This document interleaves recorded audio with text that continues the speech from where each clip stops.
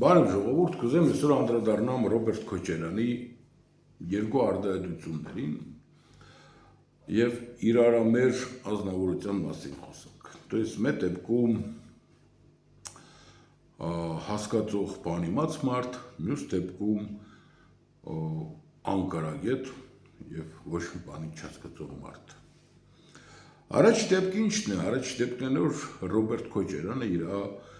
մամլո ասուլիս էր տոլը հանդիպում էր ինչ էր արդայծվա որ Հայաստանից Ղարաբաղցիք իրանք են կրել, Հայաստանը չի կրվել, շատերը չհասկացան իր մեսենջը, ելան սկսեցին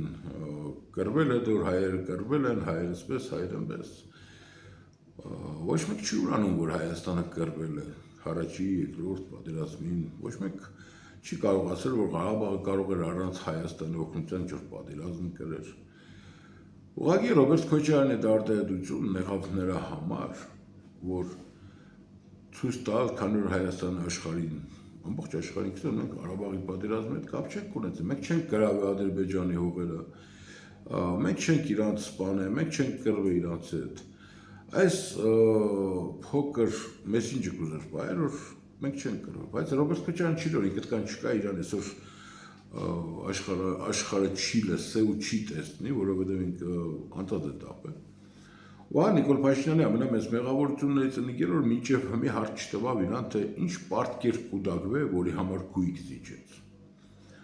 Գիտեք ժողովուրդ, այդ պարտքի դիմաց, որի դիմաց որ գույք զիջվա, մենք ինչ որ միտեղ կուտակվել էր։ Այն միլիոններն որ այսօր ունին իրանք, չգիտեմ քանի 7 միլիոն դոլար, չգիտեմ ինչ այսօր տադախազությունը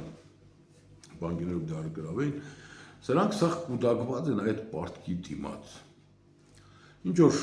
ալա հայրենասերներ գազի փողը չմուծին իրանց ապրավկեքի, ինչ որ ալա հայրենասերներ, չգիտեմ, պարտքեր կուտակեցին,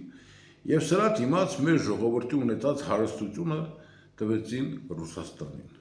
Տվեցին լավ պատրվագով օր ալա Ռուսաստանից ներդրումներ կգար, բայց չեղավ։ Ինչև այս այդ առաջի մասով, երկրորդ մասով նույնպես անդրադառնամ Ռոբերտ Քոչարյանին, երբ որ ինքը քսուրա այսօրվա իշխանությունը այնքան անկարագիր ու վատն է, որ Հնդկաստանից են կառնի, չգիտեմ Պարսկաստանից, то есть կուզեցոր տարբեր աղբյուրներից կառնի։ Ուրեմն տեսեք, լինելով Նիկոլ Փաշինյանի եթե համար 1 չէ, համար 2-րդ քննադատողը, ասեմ, ամենախելացի քայլը Նիկոլ Փաշինյանը որերել է 7 տարվա մեջ,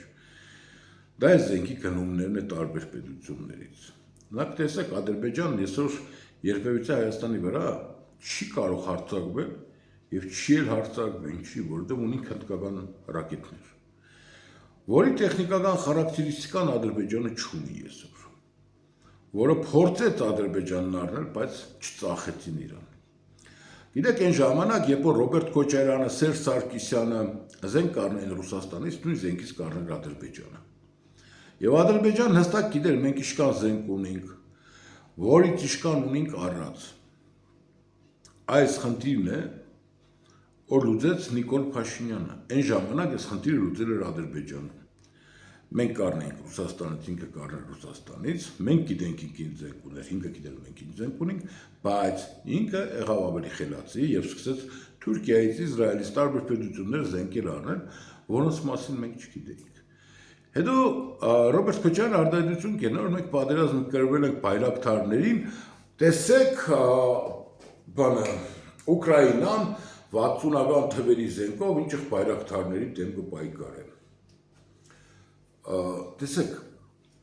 այստեղ է նույնպես մեզ կփորձեն մոլորության մեջ մտցնել, որովհետև բայրակթարները վաղ թե որ Ադրբեջանն օգտագործեց, հեշտմար չգիտեր դիք ինչ է, ինչ կարելի դրա դեմ պաշտպանվել։ Բայց Ղարաբաղյան, Արցախյան պատերազմից հետո շատ այդ բայրակթարներից ռուսները տարան փորձաքննություն անցրին եւ այսօր ունին արդյունավետ մեխանիզմներ այդ բայրակթարների դեմ պայքարելու։ Ռուսական ռեպերը մի օրում թե երկու օր աշխատան, երբ որ այդ երկու մեջ Հայաստանը սկսեց հաջողություն ունենալ, բայց աշխարհը որոշել էր, որ Ղարաբաղը եղնի Ադրբեջանին է, ու Հայաստանը չէր կրնա, անկախ նորից Նիկոլը կեղներ, Պողոսը թե Պետրոսը։ Ուղղակի այսօր Քոչարյանը վերցրել է մի հատ աբսուրդ թեզով, կուզե մեզից որ գիտեք չկա, վադն են։